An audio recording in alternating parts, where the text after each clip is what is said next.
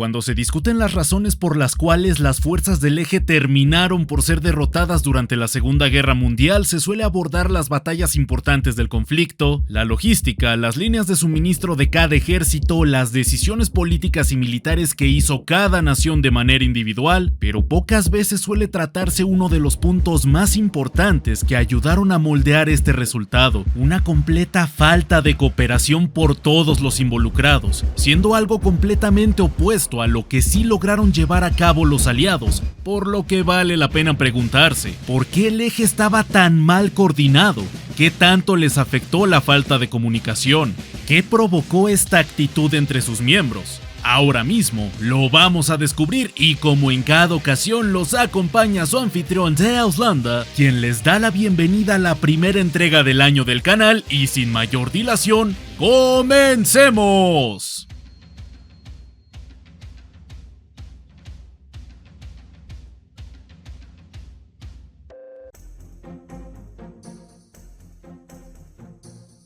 El 27 de septiembre de 1940 se firmó el Pacto Tripartito, también conocido como Pacto del Eje, en el cual Italia, Alemania y Japón reconocían entre sí sus áreas de influencia, así como también en el artículo 3 del pacto se especifica que se asistirán mutuamente con todos los medios políticos, económicos y militares si una de las naciones firmantes es atacada por una potencia que no esté involucrada en los conflictos vigentes del año en el que se firmó el acuerdo, es decir, la guerra en Europa y la guerra sino-japonesa. Este hecho nos permite entender que a pesar de que hubo otros estados que fueron adheridos al pacto tripartito, los mismos jamás fueron vistos como actores principales, y sobre todo, se entiende a través de la naturaleza del mismo tratado que estos socios menores estaban destinados a jugar un rol pasivo y de obediencia ante las injerencias italo-germanas en Europa y de las niponas en Asia tras la finalización del conflicto. Una mentalidad que se deja en evidencia con ejemplos como el siguiente.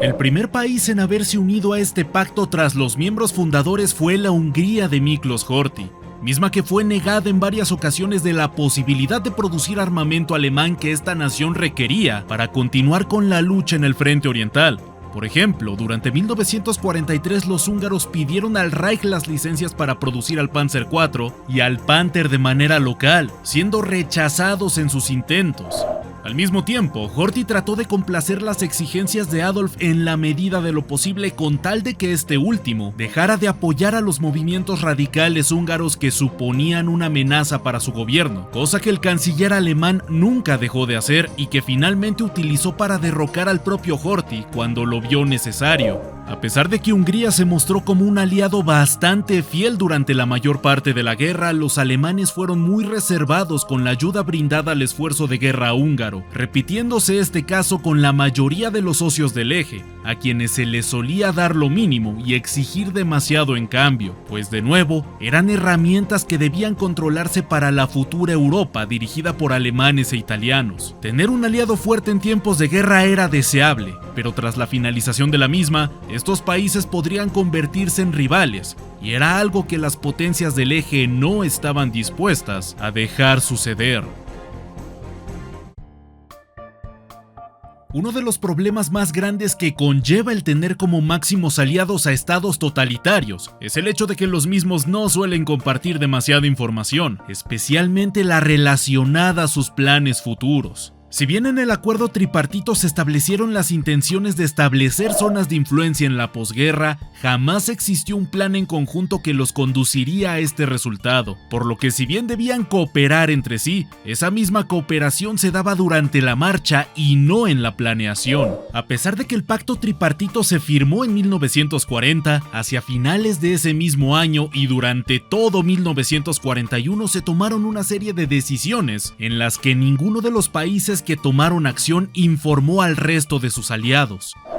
El 28 de octubre de 1940, Italia invadió Grecia sin previo aviso a los alemanes, sin superioridad numérica y con un cuello de botella gigante en sus líneas de suministro que debían cruzar el Mediterráneo, por lo que para sorpresa del mundo en aquel entonces, Grecia no solo logró defenderse durante la invasión italiana, sino que estaba contraatacando. Esta terrible decisión italiana se dio, entre otros factores, por un deseo megalómano del duce para mostrar a sus aliados su capacidad militar. Si los alemanes habían logrado derribar a Francia en apenas 5 semanas, los italianos mostrarían una capacidad de maniobra similar, excepto que esto no solo no se dio de la forma en la que Mussolini esperaba, sino que terminó por modificar los planes alemanes para el inicio de la Operación Barbarroja, la cual fue pensada originalmente para iniciar en la primavera de 1941 y no en el verano del mismo año, como sí terminó por suceder. Y en su lugar, las fuerzas alemanas tuvieron que irrumpir en Atenas el 27 de abril de 1941.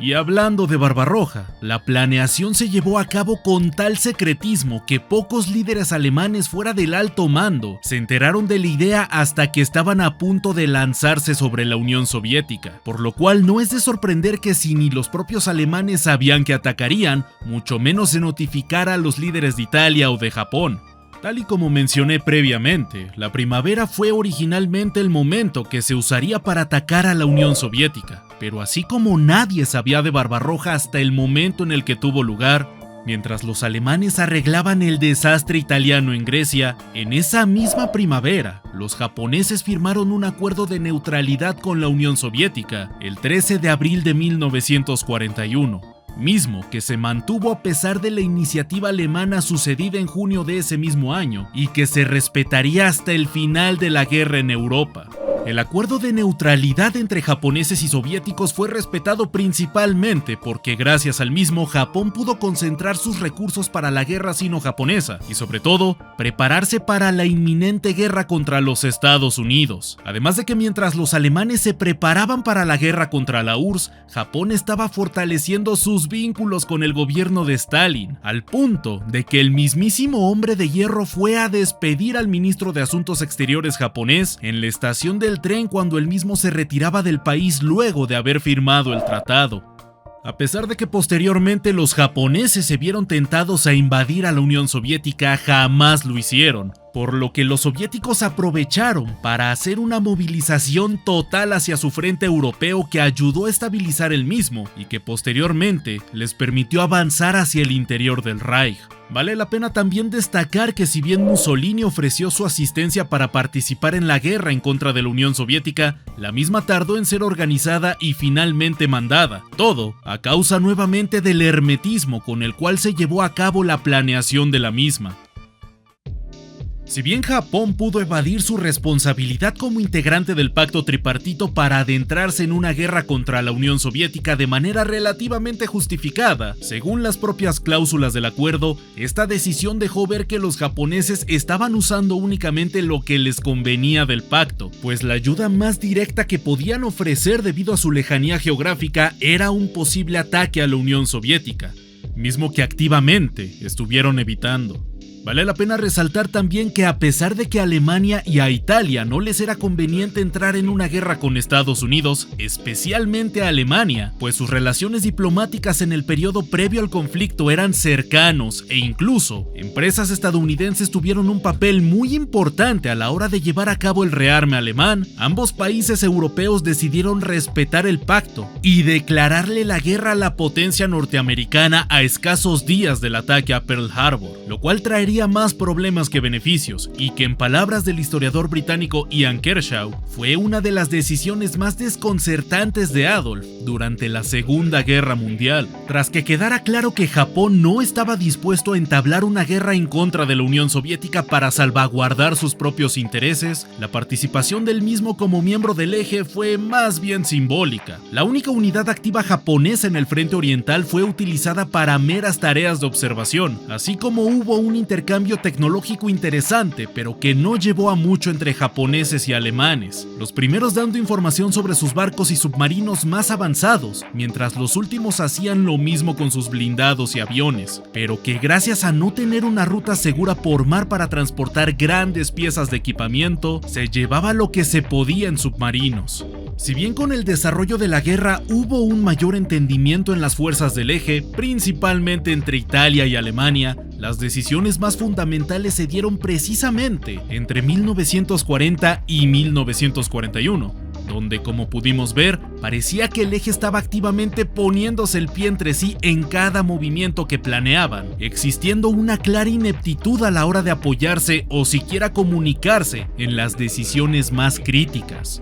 Además de esto, el tema con los países socios del eje es igualmente problemático, pues los mismos se vieron como una herramienta con fecha de caducidad, donde luego de una victoria del eje los mismos pasarían a ser los posibles nuevos rivales, por lo que cooperar a pleno con ellos no estaba a discusión. Y luego tenemos el caso de Finlandia, que si bien se mostró como un aliado competente y útil, el mismo jamás tuvo la intención de ser un socio del eje, pues únicamente veían por su muy justificado interés de mantenerse como nación independiente, por lo que en líneas generales podemos concluir que el acuerdo tripartito era más un reconocimiento a las zonas de influencia de cada nación, más que un verdadero acuerdo de cooperación, generando más problemas que soluciones cuando llegaban a respetarse sus cláusulas, como es el caso de la declaración de guerra a los Estados Unidos por parte de Alemania e Italia, y encima, los países menores que sí que estaban dispuestos a cooperar plenamente, tal como es el caso de Hungría, no recibieron el interés mutuo por parte de las tres naciones principales del eje,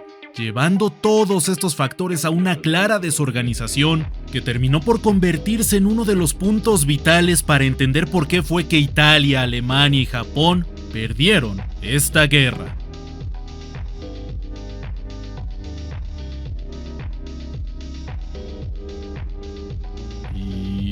Y esto fue todo por esta ocasión, espero lo hayan disfrutado y si fue así, los invito a seguir viendo más contenido histórico en este mismo canal. Antes de irme, quiero agradecer a mis queridos donadores y miembros que siempre están presentes en cada directo, cuyo aporte económico me permite seguir dedicándome a esto y por supuesto, traerles más y mejor contenido. Como en cada ocasión los acompañó su anfitrión Zeus Landa, y sin nada más que añadir, ya nos veremos en la próxima batalla.